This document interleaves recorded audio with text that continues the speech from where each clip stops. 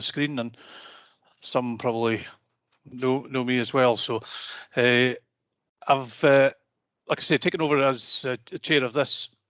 I've certainly got a background in Sutherland, having been born and brought up and worked in Sutherland for quite a period of time. So I'm certainly aware of some of the challenges and aware of a lot of the work that's ongoing with everybody.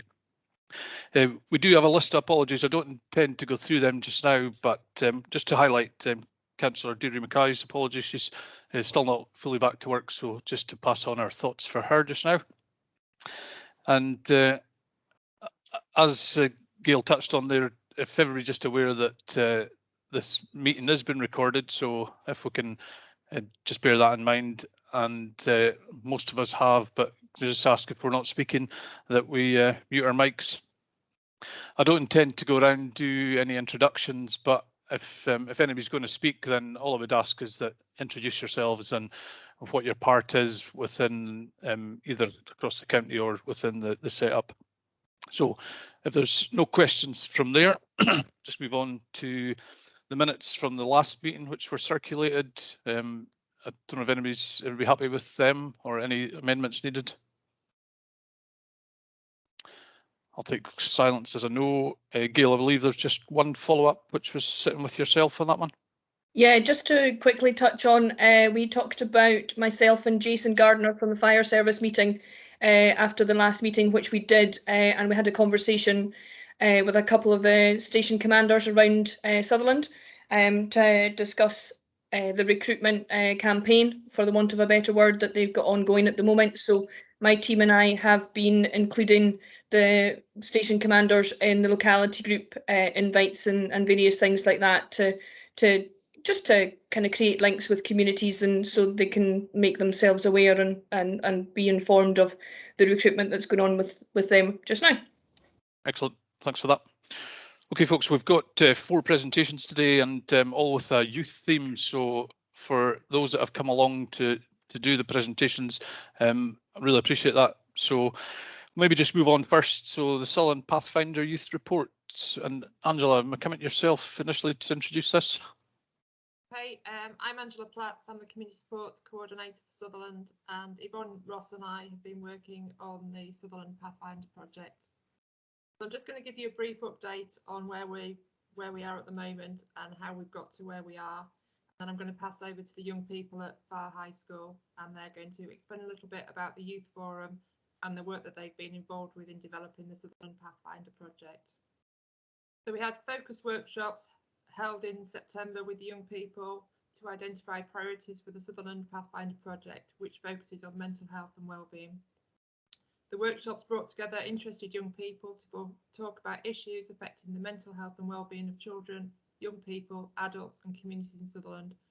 We used to identify priorities, objectives and work streams for the Sutherland Pathfinder project. We had 35 young people from across Sutherland from the 5 secondary schools attend the workshops, and they were split into 6 breakout rooms where they discussed questions. The questions that they were asked and discussed were: do you feel safe and supported in your community, school and family? Do you know where to go to access help and support if you need it? What makes you happy about living in Sutherland? What would make living in Sutherland better? What 5 priority areas can we work on together? And if we had a magic wand, what one thing would you like to see change for people in Sutherland? So from those questions, we had quite extensive discussions, as you can imagine.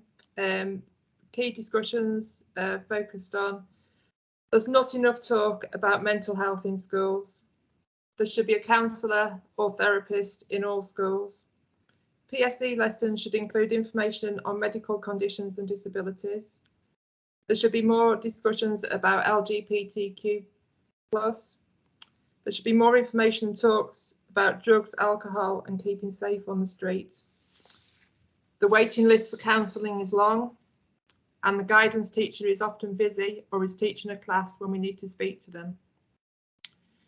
So the young people use Jamboards to record their discussions, and there are over 70 discussion points in total. Following the workshops, we've worked extensively to look at all the discussions, and we've split them into 5 main categories, which fall under transport, emotional wellbeing, employment, education, communities and families. And the table of discussions can be found in the Sutherland Pathfinder Youth Report, which has been circulated prior to the meeting. A follow-up youth event was held on Monday the 22nd of November, which 20 young people from the 5 secondary schools attended, and this provided an opportunity for the young people to identify which of the discussion points and associated actions should be short-term, medium-term or long-term. And the young people will now continue to work with YDOs and the Youth Forum to take the priorities and actions forward. And I think the young people at Far High School are now going to talk us through a little bit about what they've been doing. Thanks, Angela. Hi, so we're a group of S5 and 6, pupils in Far High School. All of us have been to some of the Pathfinder meetings, and we've identified 3 priorities, which is our main priorities that we would like to focus on as a school. So we've also come up with a youth forum of a few group of people and pupils to hopefully end up going to community council meetings to bring up our points for youth in Sutherland, things we think we need developed. So our 3 main priorities, I'll hand you over to James for the first one. The first point is more affordable housing, as most young people wanting to either get their first home up here or move back struggle as there are not a lot of available housing. One problem that's quite big with it is people buying houses for holiday homes or like Airbnbs, which is something that we should we're hoping to try and protect houses against becoming these. I will now move you on to Heather. Yeah, so our second priority would be having kind of a community-based hub where we could run after-school activities and sports, but as well kind of extra classes that we don't get to study at school, like drama or languages, or even after-school classes for adults, which our school used to run but had to stop because of COVID. It'd be just a place that the whole community could use and would have low running costs, and it could also be a place that young people would come just to talk to someone else. I'll pass you on to Karen for it. Our last one is on funding. So we believe it's important to make more awareness of available funding, because I know myself, I don't know of all the areas I can get funding. Help with applying, so helping young people in getting this money and grants to do what they would like to do. And also a transport pot, because living in the Highlands is very difficult, you've got to travel long distances.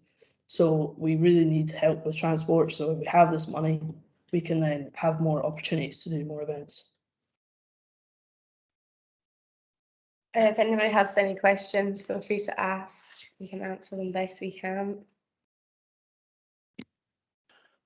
Okay, thanks for that input. Not easy sitting in front of all this group of people speaking up there, and I think it's certainly from my own point of view really refreshing that youths are having that voice and being able to speak up about concerns, and in particular picking up on your first point about affordable housing. It's easy for people in rural communities to look at leaving as opposed to wanting to stay, so really refreshing there. So just open it up to questions. So the first one I've got there is Claire Nichols. Thank you. Just trying to find my way around all the little doobies on here. I've got a question which is, I guess, around transport. So I know that Scottish Government are going to offer free transport passes for young people as of the new year, next year, which is going to be really good for young people who live in Highland, I think. So I'm really excited about that, and I think that might make a difference for young people. But I suppose my question is, do the young people feel that improved access to opportunities in their local communities might make a difference to that need for transport? Or is there a desire to go and see other things? So it's kind of it's would it make a difference if more was going on in your own communities? Yeah, I think it would make quite a difference. It's just because there's not enough numbers up here. Like a lot of the after school activities are run in Thurso, which for some people is over an hour away, which is just not able to do like after school at night time. So I think having more things in this area would definitely help with needing the transport and. Okay, thanks for that. Thanks, Claire. Jacqueline Hutchison. Hi. I was supposed to get into the meeting on the 22nd, but I had huge problems getting in. So I'm sorry about that. It would have sounded as if it was really interesting. I've got a couple of questions. One of them is just I was really struck that one side of Sutherland can't get to the other side of Sutherland. There's no transport link, and I was really quite shocked by that. And I think that sort of says a lot. And young people have links with other young people across Sutherland and can't get to them. So that was something that was pointed out in one of the workshops, which really surprised me. But my question was, if you had money and you had grants, I was wondering what you would spend it on. We could use the money on maybe getting some adults to do their MIDAS test, which means they could volunteer and drive a bus instead of paying endless amounts of money to hire buses and coaches. That would make a big difference because then it's just like a one-time sum and then fuel, and it would be a lot more like value for money, let's say, instead of just running companies, coaches. Yeah, that makes a lot of sense. Mm-hmm. Okay, thanks for that question, and yeah, decent answer around that one. Coming to David McLeod. Thanks, Chair. David McLeod, I'm the Chair of Tarn Community Council.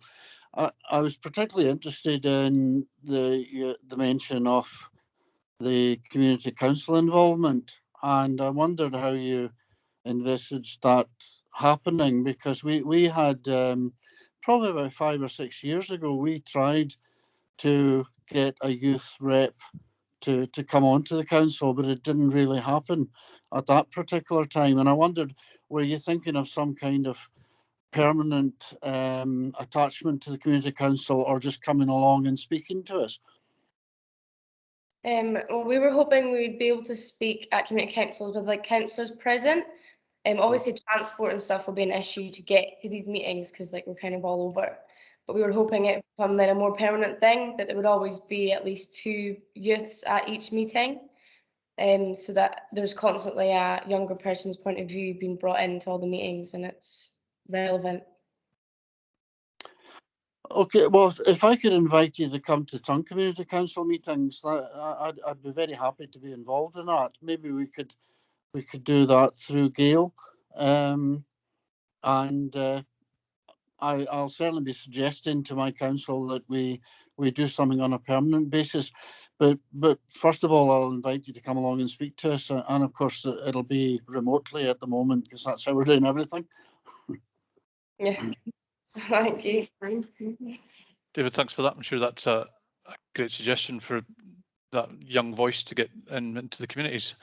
Fiona Morrison. Thank you. Fiona Morrison from SSE Community Funding. Really interested to hear what you're saying are priorities within your community, and the fact that you're talking about funding. The particular type of funding that you're looking for, if it's for things such as MIDAS training, then your local trusts that was set up, Far North Trust, have just secured some money from the Strathy North Fund to cover MIDAS training. So people can just apply to them and the costs are already there. But I would be really excited if you would join one of the panel meetings and understand a bit more about what funds are available and the types of applications that come forward, because the parent council or the pupil council would be able to submit forms to the Strathy North Fund. So if you could come along to one of our, unfortunately, online meetings at the moment, and speak to the panel. I'm quite sure that they would be delighted and maybe very keen to invite you to take a permanent seat on the panel and have the young person's views embedded in the decisions that they're making, because there's a substantial amount of money over an awful lot of years still available, and it's your community. So we'd be happy to link in with Gail and Rhoda to get that organised. And if you need any help with filling out funding forms, happy to do a session with you. Fiona, thanks. Really appreciate it. Sorry. Far, somebody want to say something there? Apologies. Yeah, I think that'd be really good to have like more permanent seating and on panels. I think for funding, it's more just awareness, because a lot of us peoples don't know what's actually out there and available to us, and how to apply and all these things. I think it's a lot of stuff is there. We just need to know about it, if that makes sense. Okay, thanks. Angela or Yvonne, I don't know, is that something that the other schools, across that whole group could maybe look at becoming involved in? Yes, it's something that it is on the action plans, and I think as well within the discussions, it's the young people from FAR that are here today, but these are comments that have been made by people right across Sutherland, and we need to try and remember that as well, that they haven't all got access to the same funding sources. Yeah, okay, thanks. It's maybe something that we can take away and discuss off table, but yeah, appreciate that. Linda Monroe. Thank you. Good morning, everybody. And hello to Rihanna and colleagues and peers there in FAR and Rhoda Kennedy. Just yesterday, it seems a long time ago, but just yesterday, Highland Council Executive Chief Officer for Health, Social Care and Wellbeing, Fiona Duncan, and myself met with FAR pupils and also spoke to Kinlochbervie folks in the afternoon. And one of the things we've decided to take forward as a priority is bringing a forum, it'll be a virtual forum at the moment, together for all Sutherland schools, all Sutherland secondary schools. And there'll be representatives from each of the secondaries on this particular platform. It will be an agenda set by young people, for young people, and they will decide which guests will be invited to speak to any particular agenda. Obviously, transport is one, housing is another. We had a good conversation on housing yesterday. Also the rules and regulations around why it's not so easy to protect housing when it's built by public money, yeah? Why we just can't say, right, we're keeping that for young people in Northwest Sutherland or whatever. But there are ways and means of doing it, and it's about going into this.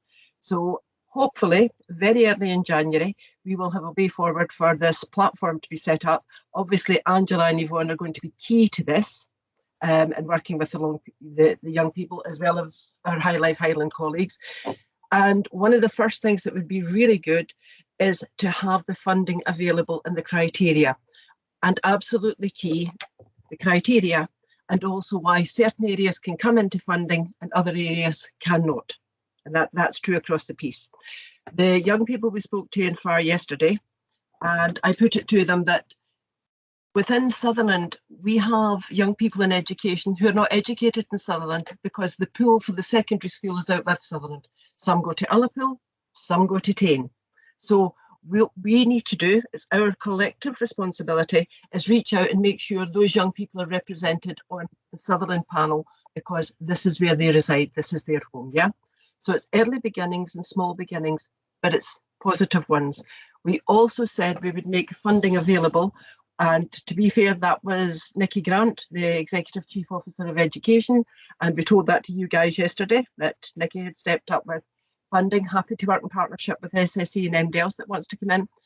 What the pupils, you will understand, asked us about transport. This is a conversation that's gone on since before I became a councillor, and I'm a councillor 15 years, yeah? And it is time to get real about this one. It's never been more important than now. So rather than an easy quick fix of putting a few quid in and feeling good about it because we'll let young people go and visit Thurso or a couple of visits to Inverness, we discussed it. We didn't decide it, we discussed it with them. And they thought yeah, they were up for the longer haul and the more difficult task of upskilling.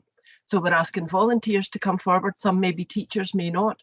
We will look for the funding to get them through the Midas test. We're hoping to bring people locally to do it, because you know what FAF it is if we have to get people to go away.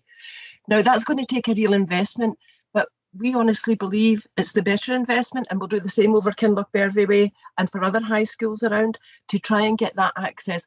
If we're really going to crack the back of transport for young people and making communities more sustainable, we have to do it locally. It has to grow locally. So I think that's why it's worth the investment. Great to hear Fiona stepping up as well, and I'm sure there'll be others and ourselves that will go at this. So we'll keep you posted, and hopefully that could be a regular feature at the partnership. Thanks, folks, and good to see you guys yesterday. Linda, thanks for that, and I think that covers the point that was raised there around not knowing what's available and actually listening to what concerns are to the young people, as opposed to doing things to the group of people, as if I put it across the right way there. So thanks. Phil. Morning everybody, I'm Phil Tomlin, the Council's Ward Manager for Sutherland. I just wanted to pick up the point that David made about community councils. Each community council is able to take on 2 youth members aged between 16 and 18, and they have full voting rights. Not many community councils have taken the opportunity up, and it just occurred to me that maybe a quick reminder around all the community councils would help just promote that opportunity.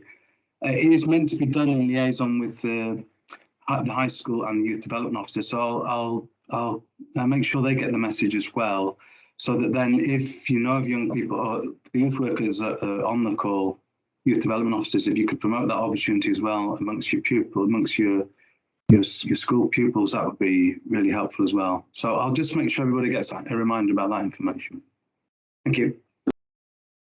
Phil, thanks for that. Yeah, and I think it's important, you know, getting that representative voice across the community council. So appreciate that.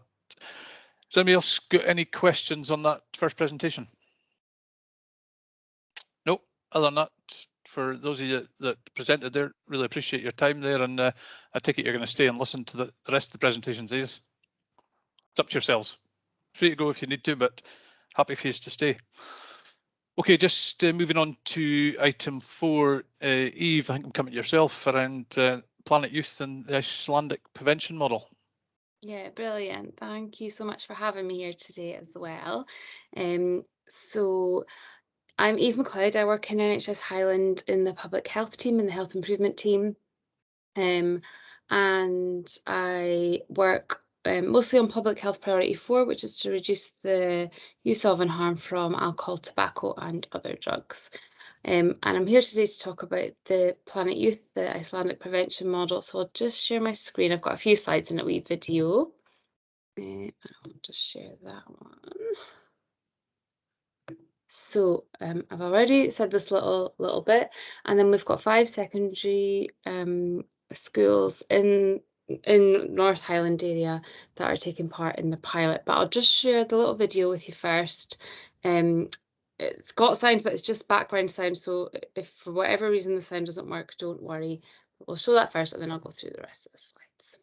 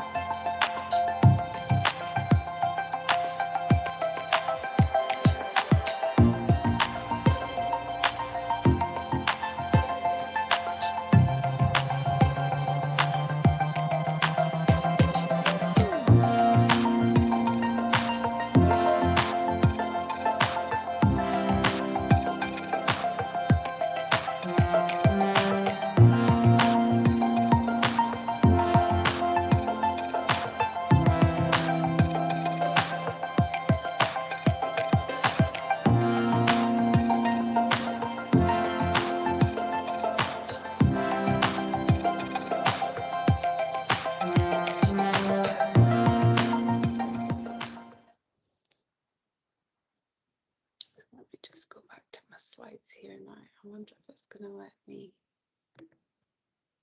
Oh, yeah, it did. Oh, no, it didn't. That never works when I share the screen. I don't know why. Yes, so the kind of highlighted a few of the partners there, and I see that there's some folks from those organisations here today, so it's good to see. Just go over the guiding principles a little bit again, because I think they kind of set the kind of, you know, frame it all quite well. But it's a primary prevention approach and designed to enhance the social environment. It emphasises community action and embraces schools as the natural hub of community efforts to support well-being and development of young people. It engages and empowers stakeholders to make practical decisions using local, high-quality, accessible data and findings. It integrates us all, I guess, so researchers, policymakers, practitioners, stakeholders into a unified team dedicated to solving complex real-world problems, and it matches the ambition to the scale of the problem as well. And although this is a one-year pilot, the Highland Alcohol and Drugs Partnership, who are funding the pilot, do have a hope that it will be a long-term implementation, because, you know, things take time, don't they? They take time to build up and take time to solve as well. So in North Highland, we're one of 5 local authority areas across Scotland that are involved in a pilot, and that's in conjunction with Winning Scotland, that are a third sector organisation based down in Edinburgh. I guess Highland were kind of keen to do the pilot anyway, and then it just so happened that they're doing a national pilot, so it makes sense to be involved with that. Our colleagues down in Argyll and Bute are involved as well, and then also Clackmannanshire, Dundee City and Western Berkshire as well. And in Highland, there are 5 secondary schools involved. So for Sutherland, we've got Dornoch and Golspie, but as was highlighted earlier, we might have some young people that live in Sutherland that will be going to school in Tain. So when I first pulled these slides together and shared them around the CPs, it was in September, and the surveys were due to take place. So just to update on that, all our surveys have been completed. We received the kind of Icelandic model folks, the Planet Youth folks. They ask for at least an 80% response rate to the surveys amongst the young people in the classes, and we've achieved over that for all the schools.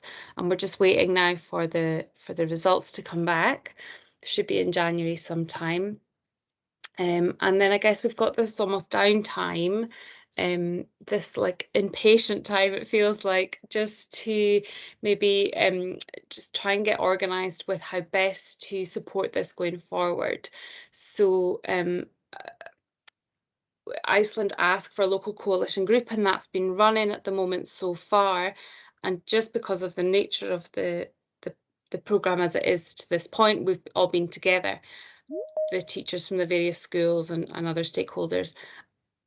But I expect that when the results come, each of the different communities will want to do things slightly differently, and perhaps each of the different schools will want to set different actions depending on their results. So that local coalition group that we have at the moment is likely going to split into smaller groups, and to kind of see how the structure might best fit, it seems logical to me that to involve the CP with that, and for us to be involved with the CP in that, if that sounds okay with yourself. So I guess you'll know best where a fit might be, and I've had a bit of a look through the reports and everything. It sounds like there might be some potential overlap with actions as things progress as well, although we don't know exactly what they'll be yet. So yeah, happy to take any questions. I'll stop sharing my screen. Thanks, Eve. I suppose it's that old thing, isn't it, about not trying the same thing over and over again if it's not working, and it's looking for something fresh, and especially with the evidence that we see coming in from like the Icelandic thing, then it's giving something a try, isn't it? Just to open that out, and just on Eve's point there about crossover with some of the work, I don't know if anybody, Jacqueline, Yvonne, or anybody that might have any comment on that. Yvonne? I think it's really important when we set up our Pathfinder subgroups, and a lot of the actions that the young people and the communities have come up with certainly do overlap with the ambitions of the Icelandic project. So I think it's really important that we work together closely and that we're not duplicating and looking for the same lots of funding. And I think this is where Sutherland-wide really closely monitored path forward means that we all work together so that there's equity and parity across the county. And I know that the Icelandic project didn't include the schools on the north and west, and that was mainly based on size of what had come down from Iceland that would work. But it doesn't mean that we can't carry out the same sort of, you know, identify the same priorities which the young people have identified already and make that work across the county rather than just Golspie and Dornoch High School. Thanks, Vaughan. Thanks, Vaughan. Sorry. I guess the other thing to add, maybe that Vaughan's mentioned there, touched on there, is the aspect of funding. So the Highland Alcohol and Drugs Partnership, who are funding the Icelandic model, I know they offer community partnerships, £2,500, and I believe that's annually. I don't know if that's ever been taken up before, but with this pilot, there'd be more money available if it's of help. Money's always of help, isn't it? Claire. Hello. Yeah. On that, I think there's a couple of things that are that's in my head. So it's about. Sorry, I'm getting feedback. For me, I'm responsible for looking after organisations that sit in the voluntary and third sector. And the voluntary youth sector back in 2016 was cut completely. We do not now get funding from local authority. Youth Highland get a small amount, but youth clubs across Highland don't get anything. However, since 2016, we've been able to support those community organisations to survive and grow, and that's through external funding. So I think we need to be focusing on the power of community organisations. If we're looking at community empowerment and community capacity building, where does the voluntary sector fit in there? So we've talked quite a lot about engaging young people through schools. Where does the community engagement fit in? And as one of those things, you know, that the Icelandic model talks about is kind of linking with families. You know, that happens in the community as well. So where is the potential for bringing in that external funding through communities? And I know that our network in the voluntary youth sector in Highland is worth anywhere between £7 and £10 million a year. That's significant economical input. And we need to be thinking, I think, as well about where does that community input fit in, and where does the funding come from? And I guess what I've seen in the last few years in my job is there is a lot of potential for community organisations and groups to increase that economical kind of input into communities. So there's something there around, let's look wider. Thanks, Claire. Eve, I don't know if you've got any comments on that. And if Yeah, thanks, Kevin. Absolutely clear. I guess one of the concerns is that we'll get the results and it's expected that it's just going to be down to ourselves to make those changes, but very much so this approach is a whole community, a whole systems approach, and so we would welcome the ways in which the CP best thinks it's best to reach out to all these different areas of our communities and groups in our communities. So welcome any suggestions from folks. That's really open to that. I think that's also where people live. People stay in their communities. Young people are in their school for kind of 5 or 6 years. They're in their community for life. So, you know, we can sustain activity within communities as well. Thanks for that. Angela. Yeah, just to say that with the Sutherland Pathfinder project, communities will be everything. You know, we talked about schools and young people this morning, but actually it's about whole communities. It's the community of Sutherland and individual communities. Angela, thanks. Yeah, and I think Eve, just picking up on your point, Claire's point, and Yvonne's there. You know, it's trying to reduce the workload for everybody by not doubling up and doing that. So I think that's where I think certainly talking for the partnership and the core partners, more than happy to have that discussions with you to make sure that we're all being as effective as we can be as we move forward. So hopefully I'm not talking for somebody there that I shouldn't be talking for. Jacqueline.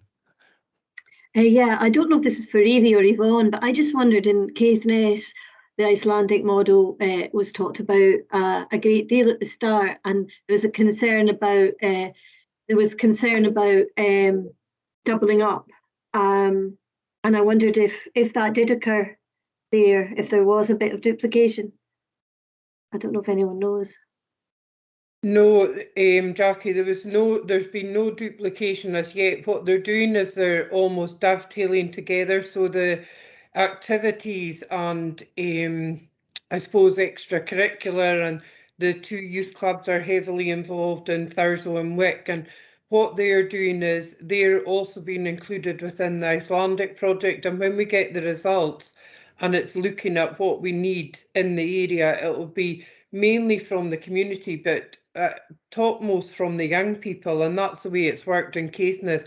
The young people have come at the forefront of everything, and I have to say the third sector and communities have been outstanding and pulled together the resources and sharing resources and applying for joint funding.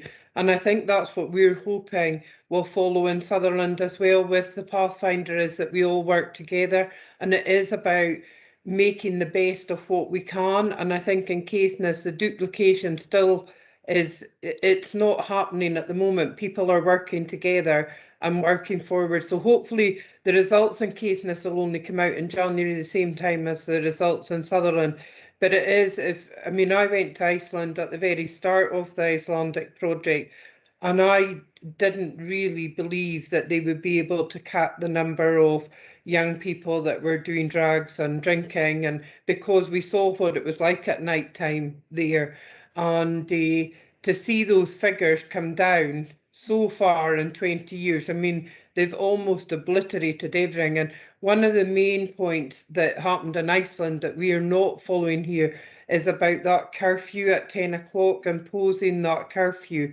But it's hoped that through education and speaking with communities, we can provide those activities and encourage young people to get involved in other things and not be out at 11, 1 in the morning, but we'll see how it goes. It's at the very start. Thanks, Yvonne. James. Thanks, Chair. Quick question to Yvonne. Hold on, I kick these dogs. Come back to me. I don't know. They're not even my dogs. I just get dumped with them. Story of my life. Anyway, quick question. My understanding is that the Icelandic model depended greatly on having substantial indoor sports facilities to actually give that opportunity to young people to get off the street and into sport, especially in long, dark winter nights. Is that the case, indeed? Yes, Jim. Every community in Iceland, I think you have to research the whole thing, but the taxes were put back to the communities, and the communities decided what was happening with them. So even if you had a community of 500 people, they built a fantastic sports community complex. And when you finished school every day, you went to this community complex and you could go and get music lessons or attend a youth club or do arts and crafts or do multiple sports. And it was run by the people that lived in the communities. But I think what we found in Caithness is what the young people are looking for, and the far young people have brought that up as well, is these community hub type spaces that we can develop in our own communities. So rather than an expectation that we have full-blown sports centres in every community in Sutherland, It's about using the assets that we have and how we can transform them into those community hubs that young people feel they have ownership of and that they have their time within them. So we're going to have to work slightly differently here. And that doesn't mean that our long-term aims and some of the young people's long-term actions are to look at sports facilities within the area. So I think we have to try and do some short-term quick actions that, you know, so to give the young people the hope that we are all trying to help them and that we're listening to them. But we also have to take account that there are these long-term actions looking for the sports facilities, the community centres, the employment hubs, the learning hubs. Sorry, long answer, Jim. I think you're bang on, Yvonne. And I just point out that, in my opinion, there's been some big city region money that has never got far north of Inverness, and the levelling up funds certainly hasn't got north of Inverness. And if one thing we do need, even on the small scale, is investment, and that must be a priority. Okay, thanks for that. Anyway, get any other questions for Eve? Eve, appreciate your time, and be interested to see the results when we get that, and then that'll open up other discussions across the partnership. So really appreciate your time. Kevin.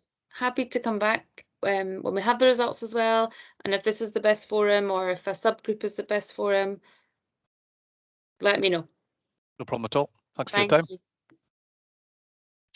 Okay, folks, just moving on. Claire, I think I'm coming to yourself now around Youth Highland. Okay, that means I'm going to have to try and share my screen, so I'm going to be probably worse than Eve at this, but I'll do my best. It's Teams, that's why. I'm not very good at that. Here we go. Actually, I think I've got it. Can you see that? Oh, it seems to work. Right. Yeah, that's starting to come up slowly. Can you see it? Got it. That's a miracle in itself. Right, so thank you for having me. I'm really delighted to have been invited to come along and tell you a bit about what I do. So I'm the chief officer of an organisation called Youth Highland, which some of you might have heard of. Youth Highland has existed in the Highlands for about 40 or 45 years. We were established as an association of youth clubs back in the 1980s.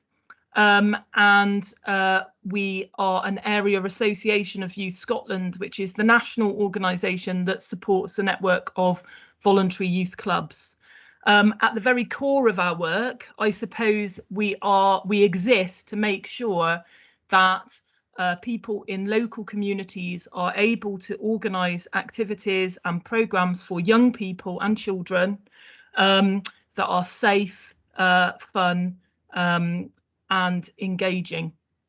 That means that we believe in the power of communities and people doing things for themselves. But that means that at the core of that work is about making sure that where local people organise things for children and young people, they are safe, they are checked. So we do PVG checks and stuff like that.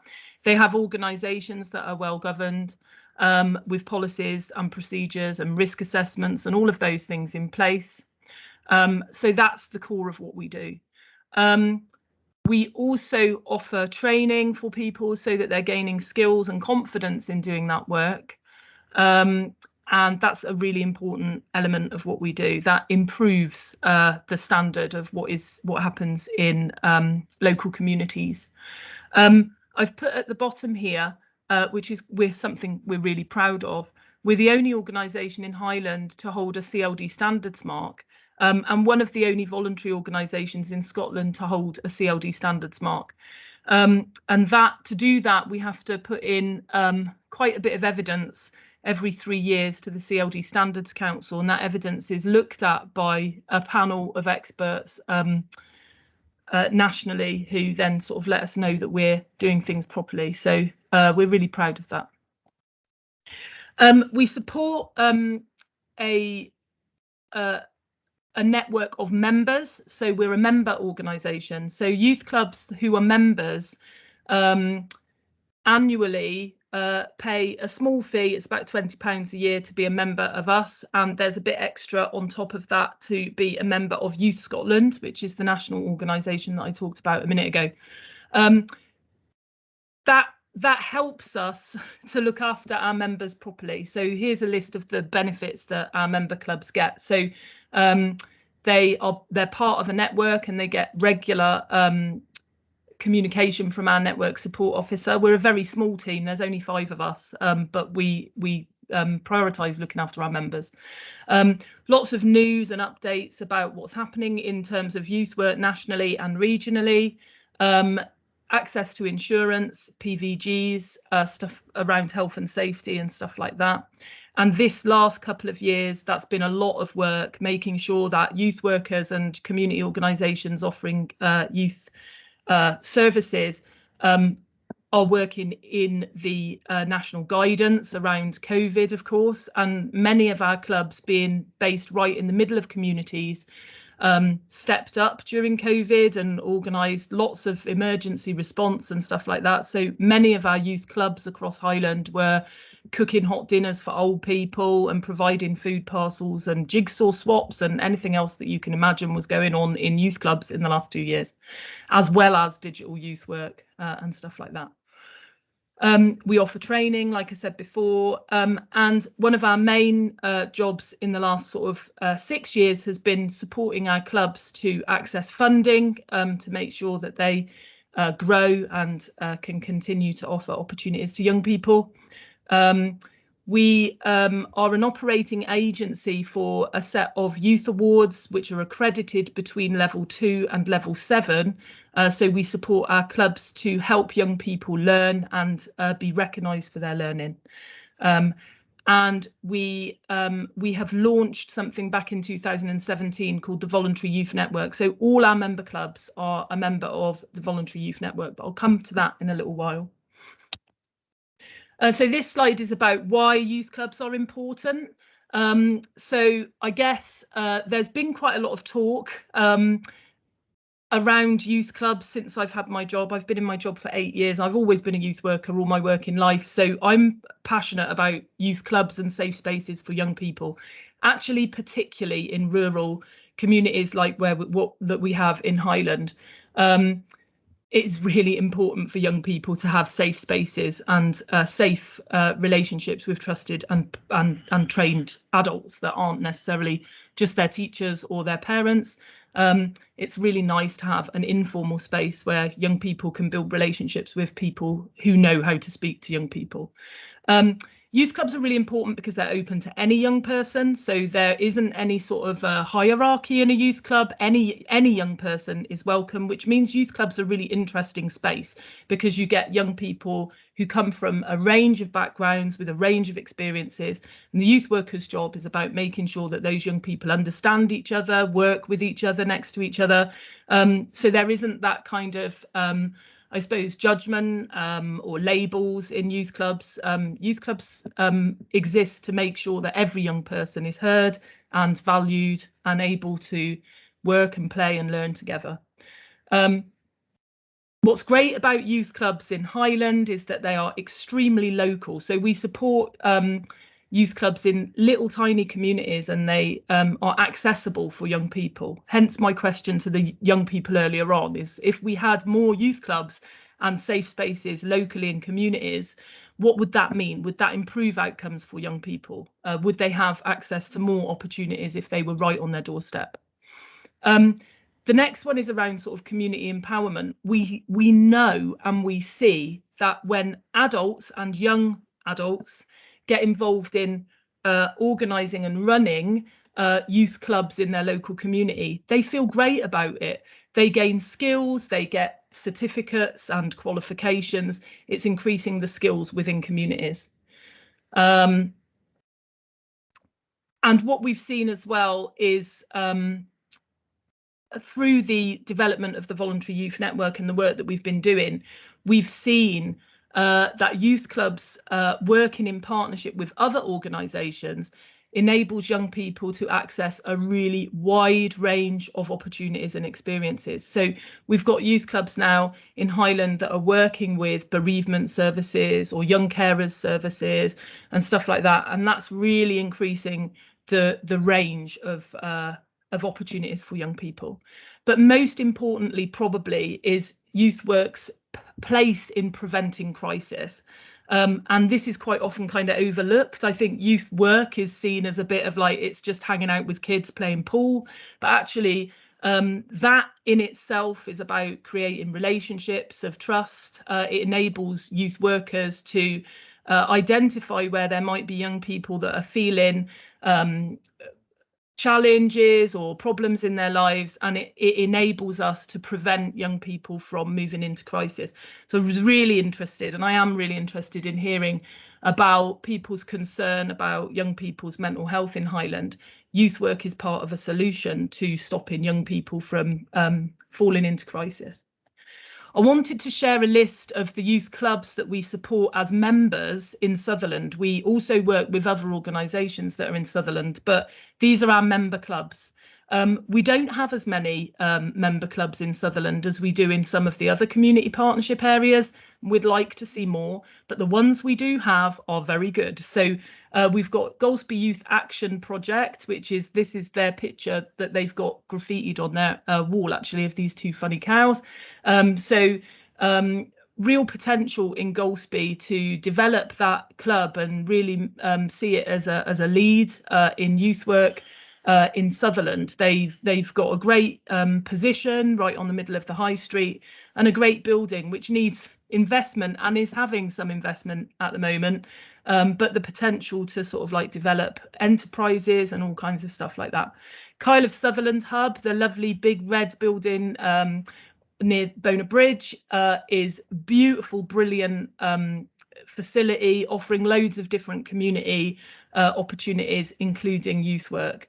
Time Span is an incredible one, recognised recently as one of the leading museums in the UK for its interest in sort of community work, offers youth work to young people in Helmsdale.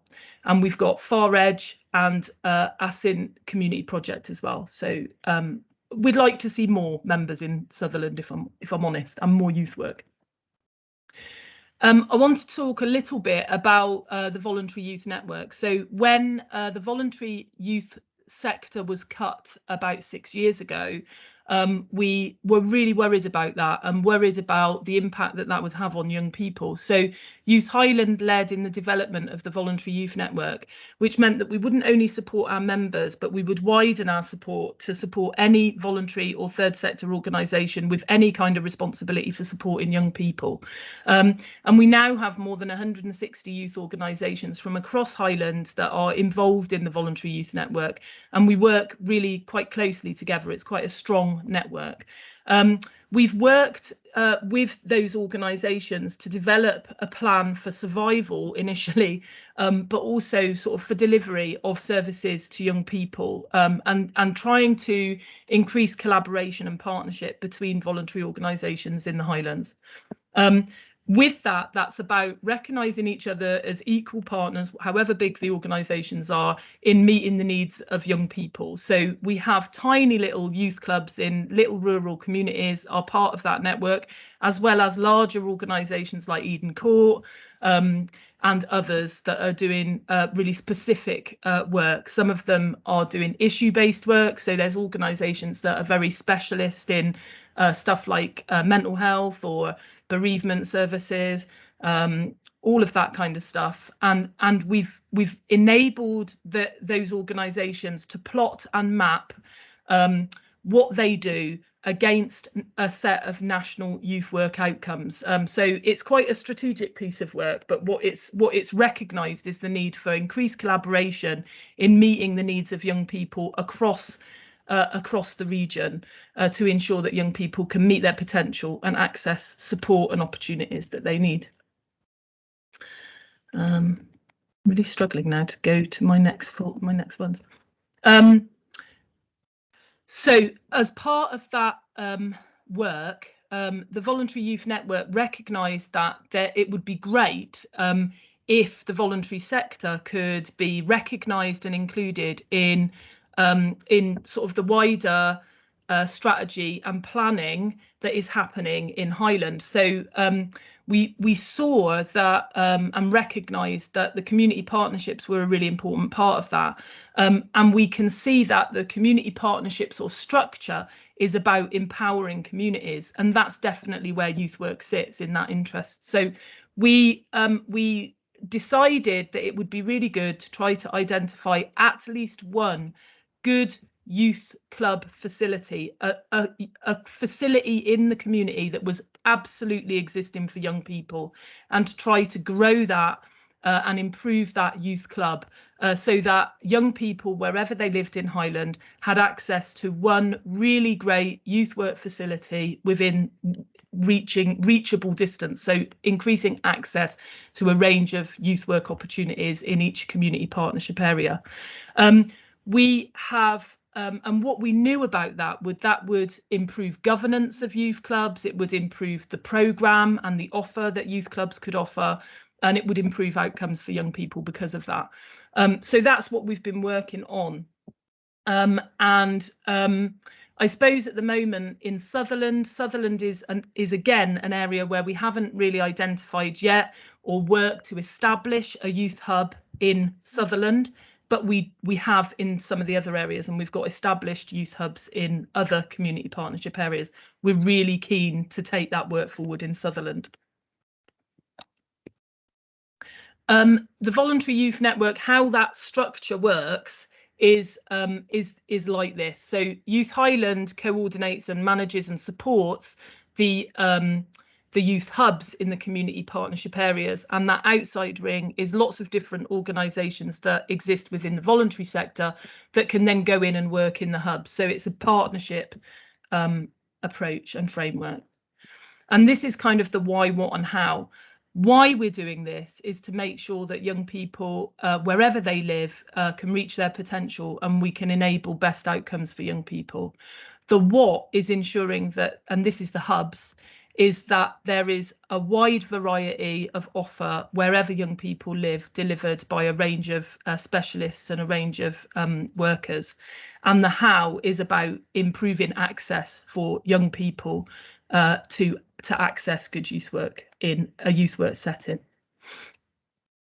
So this slide just kind of like lists what difference the work makes, but I've been really interested actually to hear as well in the conversation this morning talking about funding. And at first this was about what funders want to see, because like I was kind of saying, Youth Highland has really worked really hard to try to ensure that community organisations access as much funding as possible to offer as many opportunities for young people as possible. So this list is also what funders want to see, and we know, and we have established really strong relationships with lots of national funders and stakeholders who really like this model and really want to invest in it. So it's about ensuring prevention of crisis for young people. It's about improving governance, giving local people the power to lead and to respond to the need in their own communities. It's about improving the opportunities for young people to lead and to develop their own projects in the community and make a difference to their community. It aligns to attainment. So when young people lead, they can access and achieve qualifications and awards. That takes some pressure off schools and it creates a bridge between communities and schools. It's about innovation and enterprise. So we're really excited that the hubs next year are going to be working really closely with Social Enterprise Academy to develop youth-led enterprises in those hubs. And that's really important because the hubs need to generate income to grow and to sustain what they're doing. And that goes on to the next one, which is about sustainability and community capacity building. Youth work in itself tackles inequality and poverty. This model enables community organisations to grow and thrive and develop and create income. And what's most exciting about this model, I think, is that it is really meaningful, real collaboration in action. So it's about recognising each organisation's or each person's role in this as absolutely pivotal to enabling success. And you'll be glad I'm now on my last slide, which is about if anybody wants more information about Youth Highland, we're always absolutely delighted to increase our network and to communicate with anybody. So this is our website address, and Jackie, who's our network support officer, is probably the best first person to talk to if you want more information about Youth Highland. So that's her email there. And just thank you again. It's really, really good to have the opportunity to speak. Claire, thanks for that. Oh, headphones are talking to me. Has anybody got any questions for Claire? Gail. I have two, and I know that we met separately, Claire, but just to follow up on what you said in the presentation. Yeah, so I have two questions. One is about the number of members that you've got in Sutherland currently. So you listed obviously the 5.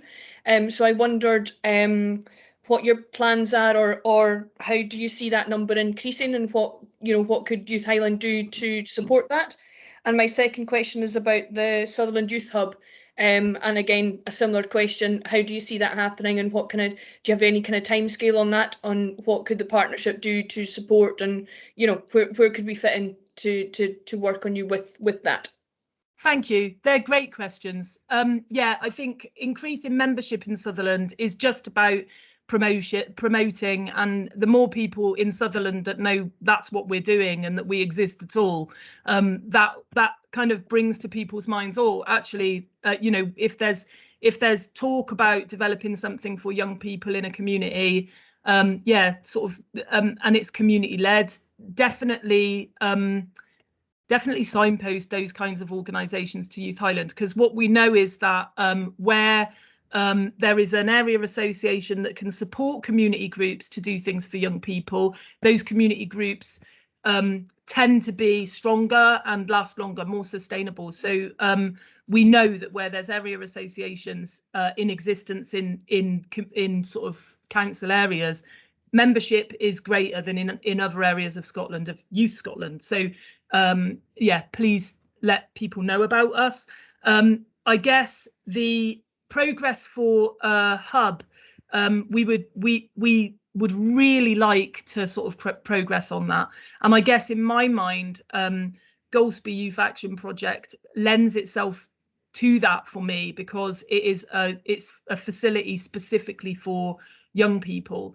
Now, much like in all of the areas, these organisations have had a hard few years and are looking at, so we go at the pace of the organisations that we support, and we can't rush community organisations and go, we need a hub now. So it's about kind of moving at their pace, and that's about, at the moment, supporting that organisation to have building work done and to get ready to do more for young people. So as far as kind of I suppose the community partnership is concerned, it's about supporting those organisations that exist for young people to get that infrastructure and that basic stuff right. And I suppose it's also about communicating with us about where other organisations in other communities are growing and looking like that they could step up and take on that role. In Caithness, we have lots of member clubs in Caithness, and we have 2 that we are working with as hubs. So you can have more than one hub in a community partnership area, definitely.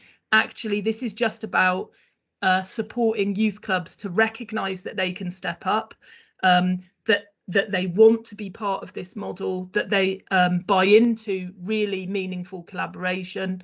I suppose what we've been doing more recently is Youth Highland has been successful in securing funding for the hub model, and then we've been kind of distributing some of that money out to the hubs. So it needs to be an organisation that's willing to work like that, and see that what we are doing is we're existing as an organisation that's enabling and supporting, but really very much with the vision that these organisations will be autonomous, they will be empowered, local community organisations with stronger governance, stronger skills, confidence and ability to sustain that action themselves.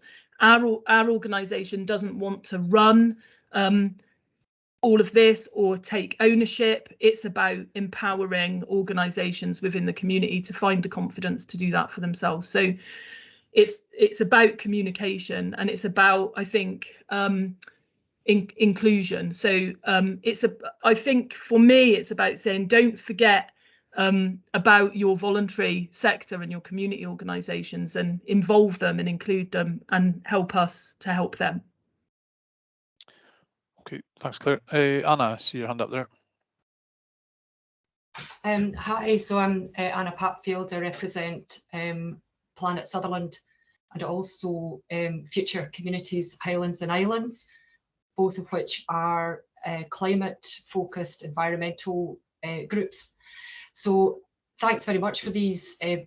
My questions really, my comments really refer to all the past 3 presentations, which were really, really interesting, and it's great to hear about what's going on. I do find it interesting that climate change wasn't mentioned in any of the talks, although obviously there will be an underlying current going on there. Climate anxiety is huge, it's huge amongst youth. I have had, and I know that others have been having several conversations with respect to youth and climate change and action. There is a lot going on throughout the Highlands with the Highlands Adapts group and the North Highlands Climate Hub. And I really just wanted to raise the topic, particularly for the minutes, just to get it on the record. And perhaps we should try to do something together to get the climate agenda woven into all of the actions that are coming out of the talks from this meeting. Perhaps the North Highland Schools Forum that Linda was mentioning earlier is a good way to go. Perhaps it's Youth Highlands developing that, but I think we need to have some kind of a discussion, everybody together who's involved in Southern Community Partnership with everything that's been going on, and all of the climate groups and everything, to try and make sure that, again, we reduce duplication of effort and make the best use of our resources available. Thank you. Thanks, Anna. Claire, can I ask you, can you take the slides down? I didn't do it. I've been trying to do it for a while. I can't see where it is. Can somebody talk me through that? The little cross, your microphone, it should be a little square cross. There's a square with an arrow going on it. And I can't. That's it. Normally that one that's got a cross in it once you're sharing. The one with the arrow beside the microphone. If you click on it, that should stop sharing. I've clicked on it a few times and it just, it doesn't want to stop at all. Oh, I think I've done it for you. Oh, thank That's God. it, yeah. Sorry, I was trying to do Not it. that I'm a control freak, Claire, but you know. So yeah, sorry it stayed up there. I had been trying for some time. Can I just say to Anna, I totally agree, and I think it's a really, really, really important subject. I think that youth work is concerned with initially working with the individual and trying desperately to get an individual to see themselves as part of a group. And then from group, it's about wider community. And from wider community, it should be about global. So youth work is absolutely concerned with getting young people to think outside of their own little space and look bigger until it gets global. So it's a really important aspect of youth work. And what I would say is we support within our membership a number of groups that do really exciting work around environmental issues. So Ullapool Sea Savers are probably at the top there for us and are doing such incredible work. So kind of conversations I've been having with them is how can we get that programme out to other young people across Highland? It's just really powerful work, but they're a little organisation, and they're like, oh, we can only do so much. Sorry to interrupt you. I think maybe perhaps we can have a conversation offline. Climate action starts at the individual level, at the community level, and at the top down and bottom up level. Yes. So it would be great to have a chat with you offline. Thank you. Great. And there is training for youth workers and stuff like that that we have got access to. So it might be interesting to share that with you as well. I'm sure you've got other opportunities that we could share with youth workers and young people. Brilliant. Okay, just I'll come to David. David, is your question to Claire? It's just as Anna suggested there, it's maybe for another school partnership that we look at climate change there. So David, can I just ask, is it, are you on about Claire's input or what? You're on mute, David. Oh, you're still on mute again, David. I think you're muted, unmuted, and muted again. Come on, David, you're letting the McLeods down, man. I'm not usually this shy. Yeah, sorry about that. It's a comment really on Claire's presentation. I noted that you were saying, Claire, that there's not very many groups in Sutherland, and I think perhaps the reason for that is the sparsity of our population here. I know that the experience in Tongue was that we did have a youth group until a few years ago, and it eventually just petered out because we didn't have people, we didn't have anyone turning up to the evenings, and they eventually wound up and handed any money they had back to the community council. And I wonder if it's a conversation we should have with our youth. Do they want to have a youth group in a community like Tongue, for instance, or would they rather have one group based maybe in Betty Hill around the high school where they can meet with all of their friends?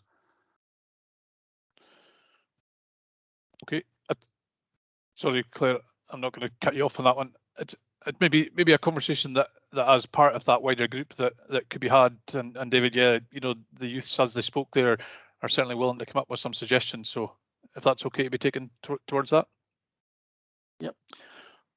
Okay, Claire, if there's no other inputs, really appreciate that, and a good insight as to some of the work that's going on and that understanding of the pressures that youths across our area are under day to day. So thanks for your time around that. Catherine, coming to yourself now for a input.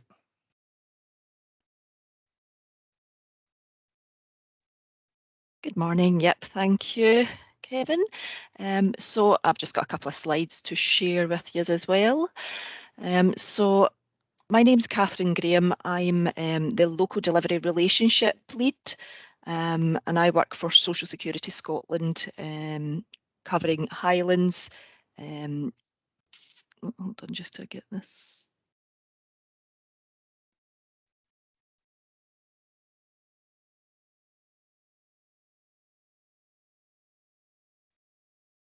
Is that it? That's it, on slide one now.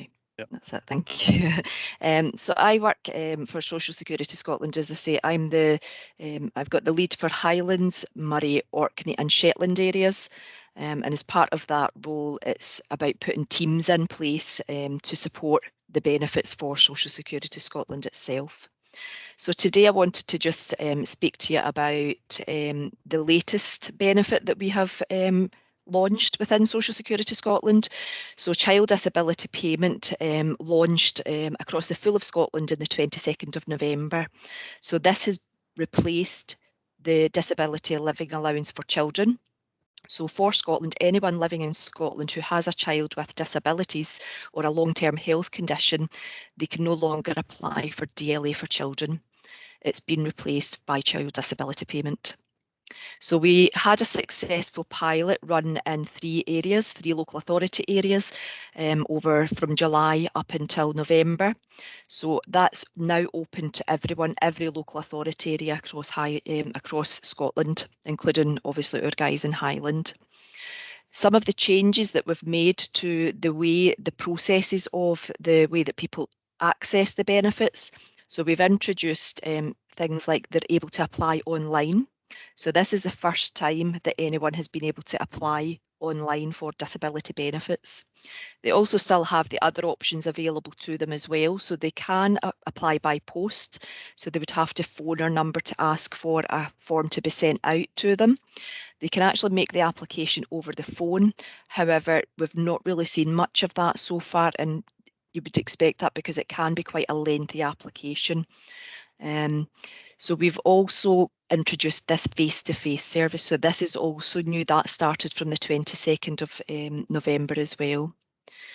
So what we would refer to as the face-to-face services, that's what we talk about when we talk about the local delivery service.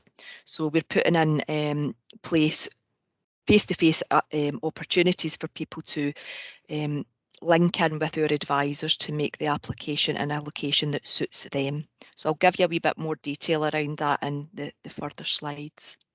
So just to bring up a few of the key policy changes that we've introduced with taking over the child disability benefit, is one of them is the age criteria. So as you'll see here, we have now extended the disability payment for children up until the age of 18 years old. So they can apply, they can stay on that payment until they turn 18. They will get a notification when they're due to, a few months before they're due to turn 16, to let them know, because they can obviously move on to adult disability, or PIP it will be for the time being, but it will become adult disability further down the line. They can opt to move across to the other payment, but they can stay on that until they turn 18. But there will be some actions that they'll need to take around that, because up until then the payment will be paid to the parent or the carer for that child. And now they're technically an adult at the age of 16, they will have the option to move that into their own name if they've got the capabilities to do that, or they can have someone assigned to take the responsibility for that payment for them still. The award duration. So we've now looking at putting in place the rolling ongoing awards with it, and with no set dates. What we'll be looking at is for people that have got conditions that are unlikely to change within the period, we would be looking at maybe between 5 and 10 years that we would put in place a review. But when we will be carrying out a review, it's very light touch and just checking, has things changed? What's the situation? You know, if someone's condition has actually got worse, we would encourage them to tell us that through a change of circumstances, because it could actually affect their payments. But again, we will put in place some very light touch reviews just to make sure that they are being paid what they're entitled to. The other thing that we've brought in as well is short-term assistance. So this is new, and this is basically where people can get financial support if they're challenging a redetermination or a decision that's been made on their application. So what I would say about this one is this is only really applicable to people that are, you know, that they've got a payment in place already. If it's a new claim, we wouldn't be able to put in place a short-term assistance, because the purpose of it is when we have potentially dropped down their payment, it's a payment that will keep going on to the amount that they would have been receiving until that redetermination is looked at again. So it's basically just to show that they're not at a disadvantage by having that money stopped, and they can allow that time to go through that process without being under any further duress. That is not a repayable payment, so once that's paid to the clients, they don't have to repay that back to us, regardless of what the outcome of their decision would be from that redetermination. So just to touch on the transfer process. So for just now, the child disability payment is for new claims. So anyone that's in receipt of disability living allowance for children at the time just now, they should not stop their payment. They should not take any actions at the time, because it will affect their payments if they start to stop payments and decide to make an application for the child disability. We will contact them by letter and let them know when we're starting the transfer process. So we will do the transfer process behind the scenes for people. They do not need to take any action. They will get a letter. It takes round about 13 to 14 weeks to complete the process. We may sometimes get in contact with them just to clarify some information, but generally the information we should have it there available from DWP, we will get that information from them and they'll pass that on to allow us to transfer that over seamlessly behind the scenes for the person. Once that's done, they will receive a letter confirming that their payment has been moved across and it's now been paid by Social Security Scotland. And they'll be able to identify that when they look at their payments on their bank reference. So their bank reference will actually note CDP, so they know that it's a child disability payment from them. As I said, nobody will need to reapply for their benefits, and we will not be doing any reassessments during that period. What I would say though is if they are still with DLA and it's still sitting with DWP and we haven't completed the transfer process and they have been requested to attend an assessment or anything along the lines from DWP, they still have to attend that. That's only when it would only be when their case is transferred to us that would not be applicable to them. Okay, so that's just a bit about the child disability, the changes. So I'm just going to give you a wee bit of information about the local delivery service that's available as well now. So the local delivery service, as I said earlier, it's a face-to-face service that's been put in place to help support applicants. So we have a number of client support advisors in post now. Across Highland, we have got 7 client support advisors in post, but we are also recruiting for more. So we're not really at the kind of capacity we need. We think we'll have about 20 client support advisors once we are up to our full complement for the Highland area. So they can sit with a client and help them make the application, so the client can actually make it themselves, but they will support them to do that, or they can actually make the application on behalf of the client while the client sits with them. So they would ask the client the questions and the client would give the answers and they'll record it for the client. So it takes a little bit of the stress out of it for them going through that process. We will also do identification and verification for clients as well. We will look at trying to do some benefit maximisation. So that's where we will try and link in. We've already got links in with Citizens Advice, the welfare support team and things like that, where potentially we might identify that someone's not getting the full income that they're entitled to. So we can refer them on to the welfare support team to get some more advice on potentially some of the benefits that we don't offer ourselves. We will also let the clients know when we've received their application. Again, that was feedback that we received from some of our client experience panels, that often they didn't know whether their application had actually been received, and it wasn't until months down the line that they realised it had been lost or that it hadn't been received. So we will notify them once we've received their application and keep them up to date with the progress of that. We will also provide advice. Now it is advice on requesting a redetermination. We can't support them with the redetermination itself because there's a conflict of interest there. Because we will have supported them to make the application, our client support advisors cannot then go on to support them. So in those scenarios, the information will be on there later, but we can also signpost them again to either Citizens Advice or the welfare support team, who will be able to help them through the actual process if they do need that element of it as well. So the local delivery service itself, the clients can choose how they engage with our client support advisors. So we've introduced, and this has actually been the most popular method just now, is video calling, and it's what you would expect given that we're still going through the pandemic and obviously the new variant. People are still a little bit wary of us coming into their homes or us meeting them somewhere. So the video call solution is there for anyone that needs it. We do still offer face-to-face, so we can still visit clients in their home or within a suitable location within the community. We will also carry out visits to hospitals and prisons as well for anyone that needs that support. The locations across Highlands just now, we've got an agreement with Highland Council that we can utilise any of their service points across Highlands. So that's a fantastic resource for us to give us more accessibility for clients across the Highland area. And our advisors will travel to the client if they need to. And as I said earlier, they can make the application by phone, but what I would say is the child disability payment can be quite a lengthy application, so we've not had many applications in that way taken by phone. To book an appointment with local delivery, the clients just have to phone our free phone number, the 0800 number there, and all they need to do is ask for an appointment with local delivery. There's no criteria set for that. So again, if someone just feels that they need that bit of reassurance going through that application, then that's all they need to do to get in contact with us. And that's just, I've popped in there. I'll share these slides so that you can send them out as part of the minutes, and all the contact details are there, or the different ways that people can get in contact with us. As I say, that we've got various options. The web chat option is quite a good option for people as well.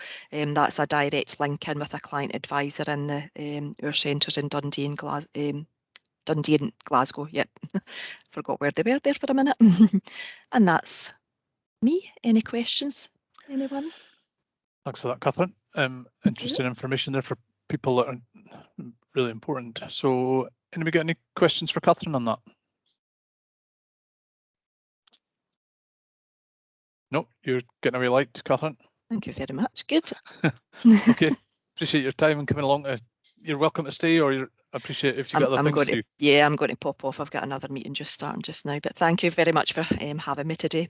Okay, all right, and if anybody needs any further information, my contact details are on those slides as well. Just get in touch with me. Great, right, thank you. Bye.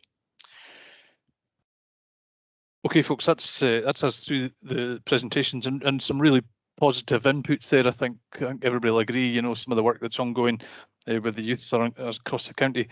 One of the questions that was put to me was around young persons subgroup, but I think with some of the conversations, we'll maybe take that away and speak to some of the core partners and come back to people just around how that looks and whether it's crossing over between other areas. So potentially proposing that, but let's have further discussions about how that can be most effective if everybody's okay with that one.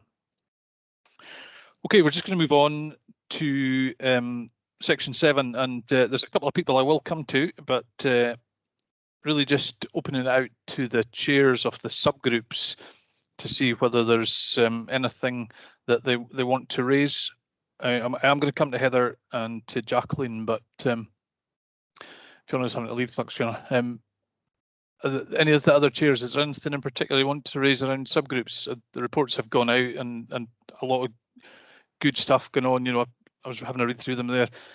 Coming up to Christmas, the food group, the demand around that, and some of the other bits and pieces. Heather, can I maybe come to yourself just around the employability group? Certainly. Apologies first off, I'm not feeling the best today. I had my booster yesterday and yeah, hit about 3:30 this morning. So please bear with me. So I'm Heather MacDonald and I am team leader for Skills Development Scotland for Caithness, Sutherland and down in Rossshire, covering Tain, Allness and Invergordon.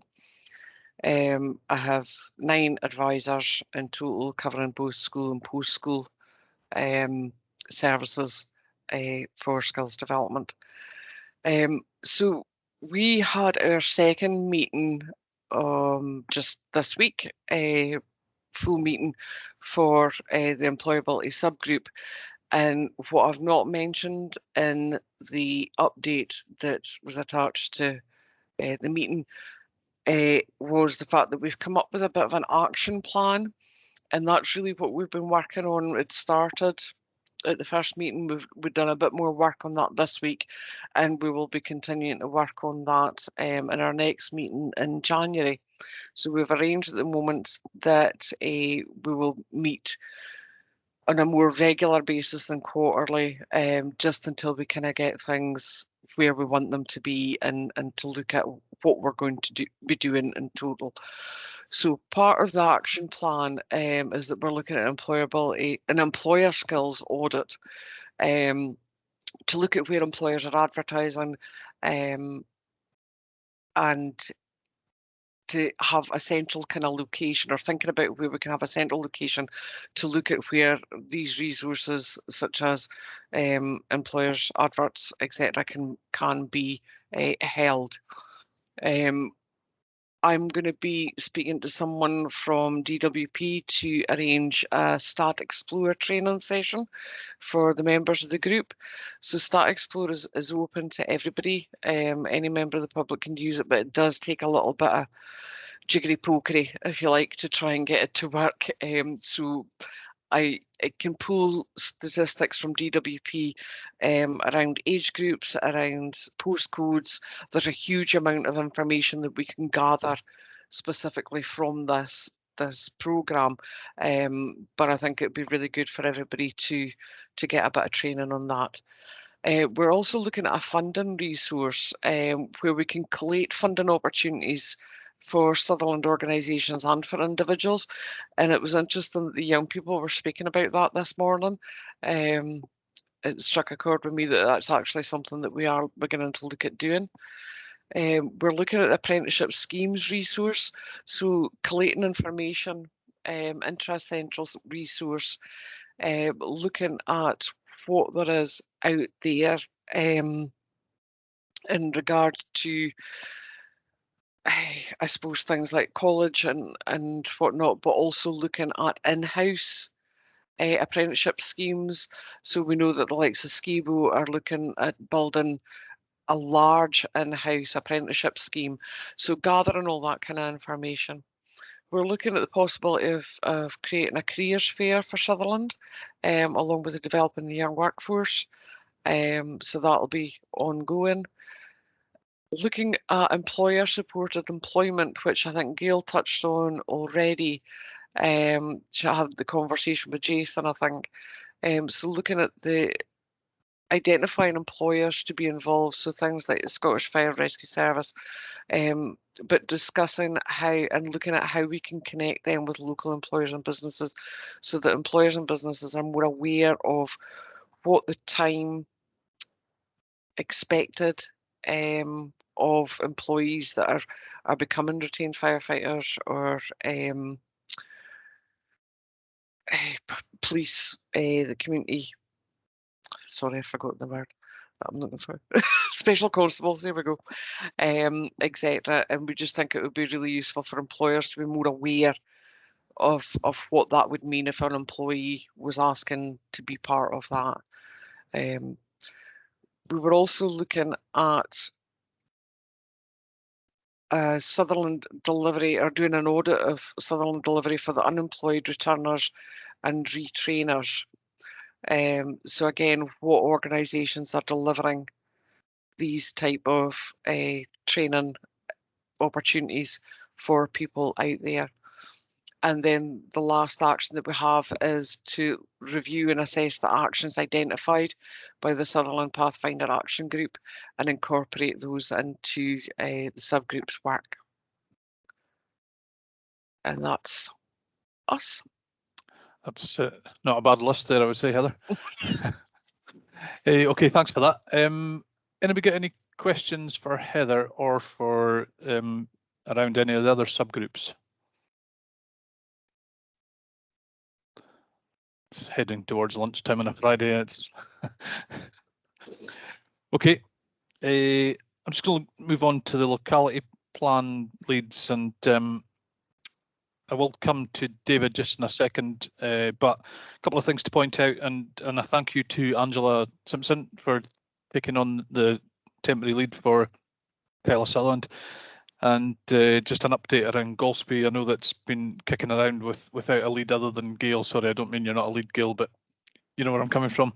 Chris Murray will take over from there from Police Scotland, so he will move in there as lead. David or Angela, am I coming yourself just around a brief update around some of the work going on Kyle Sutherland? Well, I just wanted to highlight, Kevin, that this week, through the work of the Kyle Sutherland Locality Group, we hosted the Kyle Sutherland and Laird Volunteer Awards online, which was due there to give recognition for the people who volunteered during the first lockdown, when I think we were at our most anxious and people were really kind of scared to leave the house. And it was great to see recognition. Over 50 people in the communities got recognition for that with a certificate, and some of them got even more special than that. and there was a lot of them on Zoom, and over 35 at one point when it was streaming live on Facebook. SSE, great for them they funded it. I'd like to thank Linda for hosting it so seamlessly and professionally. And Marie Todd also did a great introduction and presented some of the awards. And a couple of people just needed to thank, especially is Fiona Morrison, especially from SSE, who did a hell of a lot of work. And Marianne Townsley and Rebecca Dumphy from the Laird Learning Centre also did some stuff in the background. But finally, I'd like to really thank Jodie Ross for all her hard work. That was her kind of final swan song with the Trust and obviously with the partnership as well. She moved into the private sector. 4 years she's been with the Trust, most of which was for supporting the SCP in a variety of roles through the community engagement and the lead for the Kyla Southern Locality Group. And she'll be greatly missed to everybody for all the hard work that she's done. The other thing that I would like to just highlight while I've got airtime is that the community-owned Bonar Bridge Post Office opened again last month after a major refurbishment. Thanks again to SSE and High and the Community Councils for helping to fund that. And it's there for all your postal and Christmas needs. So get yourself along to Lairg Road and Bonar Bridge and start stocking up for Christmas at the community-owned post office. So that's me, Kevin. Thanks for that, David. And yeah, appreciate the work by Jodie and the previous chairs, the assistance she's given her over the time. So yeah, appreciate that. Is any of the other locality leads got any updates or anything else by exception that they want to add to their written updates? Anybody got any questions that they want to put to the locality leads? Okay, moving on to number 9. Phil, comment yourself around Northwest 2045. Is there anything for yourself? No, thanks, Kevin. I've put a written update into the paper that Gail circulated. I don't have anything to add to that. Excellent, thank you. Anybody got any questions around that for Phil? No, thanks. Gail, comment yourself around Sutherland Adaptive. Thanks, Kevin. Just there was a written update included from the team in the paper, but I wanted to highlight 2 things specifically. Having watched the meeting back from September, I like to focus on 2 things picking out. So apparently there's a theme there. The first one, David's touched on it, is the staffing within the team. So and David, like I say, touched on Jodie finishing up on Tuesday with the Trust and the team, and Rebecca Dumphy finished earlier in the month as well. Rebecca's actually on the call in her new all singing, all dancing full-time role with Lairg Learning Centre. So welcome, Rebecca, and with your other hat on.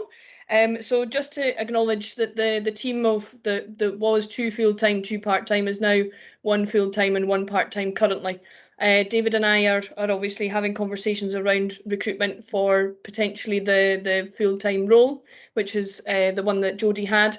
But we'll keep everybody posted about where that is and where we're going with that in due course. And the second thing I wanted to highlight was the plan for the future Young Leaders programme that the team and I had set up with in partnership with the Social Enterprise Academy. Unfortunately, it was due to start on Saturday, which is tomorrow. Unfortunately, we've had to postpone that just because we didn't have enough numbers of young people signing up from across Sutherland. So I wanted to bring that to people's attention that there's been a lot of conversation around today about young people and upskilling young people, and there is an opportunity available, and it is free, and it is about young people and connecting with organisations in their community and doing things like that. So we will revise the start date of it, looking to be in March potentially. So keep your eyes out for that publicity when it gets renewed and comes out into your inboxes in January. That would be great. Thank you, Kevin. Excellent. Yeah. Just for the wider group's information, so as core partners, we did have a bit of a discussion around basically the work doesn't go on without some staff. So and it is an issue across Highland around resourcing of partnerships. So yeah, I know David and others, there's a fair bit of work going on around that. So we'll keep you updated around any changes. Any questions on that to Gail? No. Angela, around the resilience group, anything over and above what you've provided? Probably nothing over and above, but just wanted to just make the point really. I think that the conversations and issues that are being discussed at the resilience group are very much in the themes that we've been talking about today. We had some young people attend the Kyle of Sutherland locality group when we last met. That was really invaluable. Very keen to to be involved, and likewise I think all the anchor organisations across Sutherland are keen in the ways that Claire Nichols was talking about, getting young people involved in both sort of local democracy projects in the community, and just having that stronger voice. So would very much like to welcome some young people, I think, to the resilience call in the future, and maybe some of the speakers we've had today as well. So we're working on that after this meeting, and the climate change theme, of course, as well, and climate adaptation on a local level.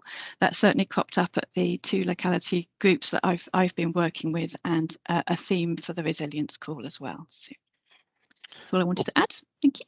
No, thanks, Angela. And yeah, your point is very well made there around, and Phil touched on it as well as others, around how we can encourage the youths onto some of the groups across the county. So yeah, really positive. And climate change, I'll maybe just mention that in a second. But anybody got any questions for Angela around the resilience group? Okay, just going to open up to community matters and AOCB. I'll maybe just touch on climate change there. There's been a bit of a discussion around some of the partners around for the next meeting, whether we get some presentations on that. So we'll continue to have a couple of conversations. I think it's pretty high up the agenda there for everybody, and just on the back of COP26, I think the timing's probably right to look at pushing that on. So we'll take that forward. So other than that, just open up for any other points that anybody wants to raise. Angela. Sorry, I just wanted to give a brief update on the Sutherland Pathfinder project. We've talked about the youth Pathfinder this morning, but we're now at a similar stage with the community stakeholder Pathfinder project. Similarly, we've come up with 5 broad headings: transport, emotional wellbeing, children and young people, employment, learning and training, communities and families. And 4 of those fit quite nicely within the Southern Community Partnership subgroups already, and we'd hope to take the actions forward through those subgroups. Some of the projects that we're hoping to develop will be Sutherland-wide, others will be community-based. We're hoping to replicate in a similar way to the Scourie Counselling Project right across Sutherland. I'm looking for working with organisations to host a coordinator and funding for that. And we're also working with organisations on HTSI funding for mental health and wellbeing, again to develop community-led projects. Yeah, thanks for that, Angela. And I know some of us have got a discussion on Monday around that funding, and once we get more, we'll certainly try and distribute and get that message out to as many as we can. Anybody got any questions for Angela around that Pathfinder project? Can I just say something? Yeah, I've opened it up to too many questions there. I confused myself for a second. Yeah, sorry, Claire. That's okay. I guess listening to Angela, I just think it's really important to sort of reassert that as we do this work, it's about when it's about actually any community member, but when it's about young people, I think it's about really listening very hard and making sure that the actions that we take forward are meaningful for those young people. So we have to pin this work on issues that young people are recognising as important. And I've just literally, as Angela was talking, I was typing something down. So I'm going to put that in the chat as a reminder, but it's about listening to young people and helping them to lead on actions that they find interesting and important to them. And I just think kind of coming out of 2 years of horrendous challenge, that pandemic is going to have a really long-term impact on young people. You know, we've got young people who have really missed out on a lot of education, young people who haven't got to sit their exams, young people who are really unclear about their future pathways. And I think it's just really important now to make sure that young people who have to live, you know, in the future have an ability to shape what that future looks like. And the community partnership is a really important part of that. And we need to make sure that it's really meaningful. So it's about ensuring that we listen to the issues that are important to young people. And it's been really good, delighted that the first people to speak today were young people. And that should really be, you know, how we begin to shape our conversation as we move forward. So thank you to them for already being part of the conversation. How we involve and engage more young people is about, you know, and it's worrying to hear that there hasn't been enough uptake for that leadership stuff, because young people need to lead, but they need to believe that they can lead first. And that's about being heard first and foremost. No, I take that on board, Claire, and I think on the back of even some of the questions to the young people, you know, some of the stuff that's come out with that, whether with Fiona SSE or others, then it is important to take that on board and see how we move those things forward. So thank you. David. Just on a slightly different theme, Kevin, I think this latest cold snap and some of the devastation we've seen in Aberdeenshire is kind of highlighting the hard winter that we're going to have from a weather perspective, but also from a fuel poverty perspective. Clearly, we had the Fuel Poverty Summit in October, and the report for that is going to be it's at draft form just now, so that will hopefully be finalised soon. The Scottish Government's fuel poverty strategy will be released soon as well, so at that point we'll be able to see where the holes are, where we need to do more in Sutherland, what extra support has been funded by the government, etc.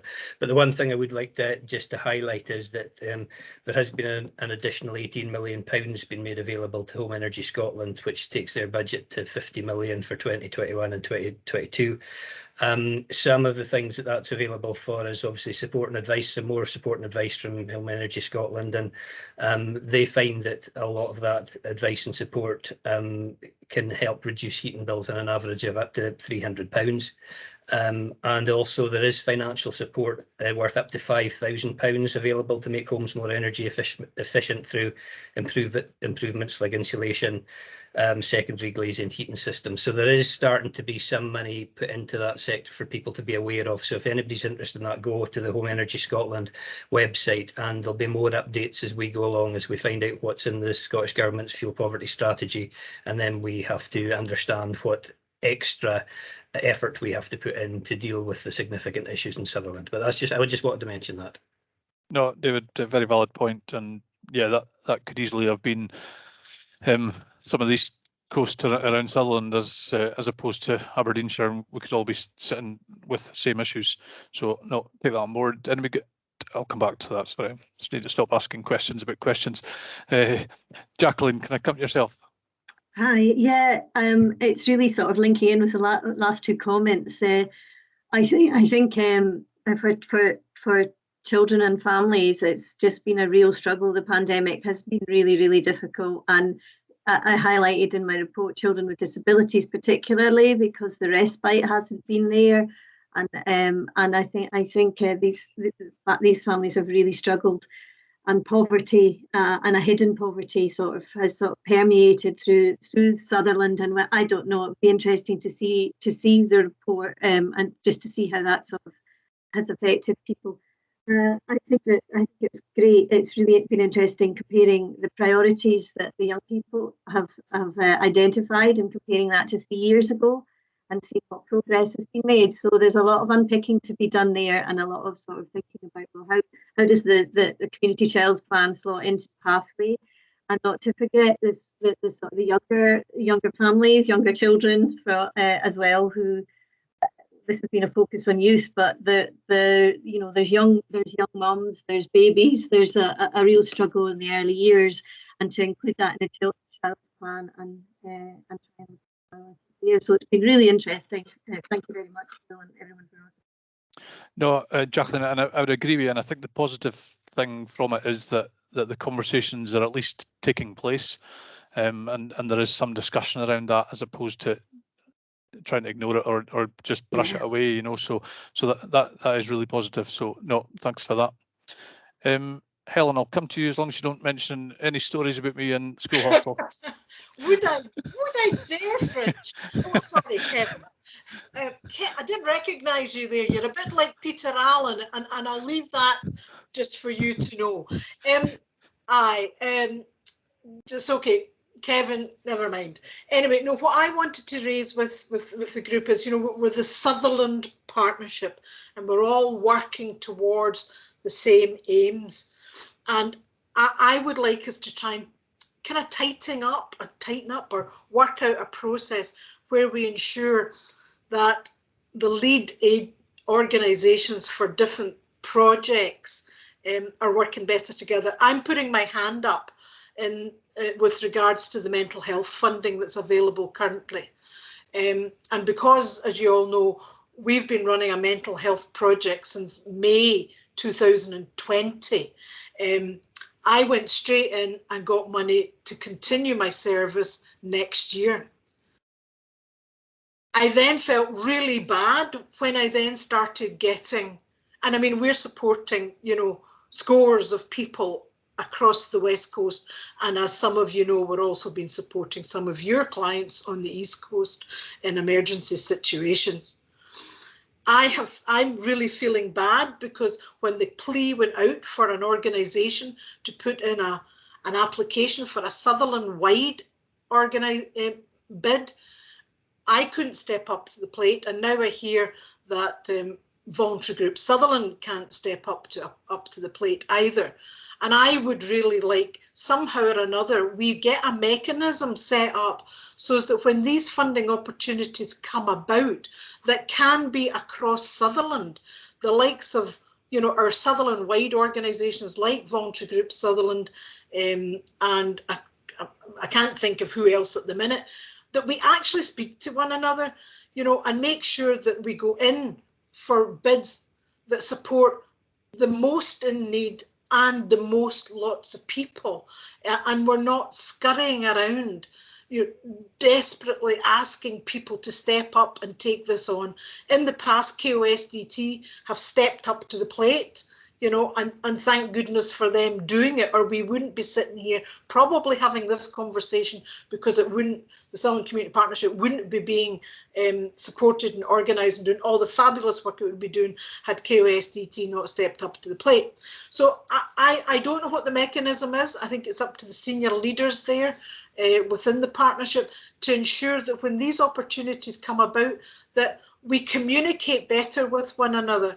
And as I say, I put my hand up. I'm as guilty as the rest, because I went straight in to make sure that we could continue to support the people on the West Coast. So I'm as guilty as the rest. But I think when there's that pot of funding, we need to make sure that we're getting the most out of it to benefit the most people.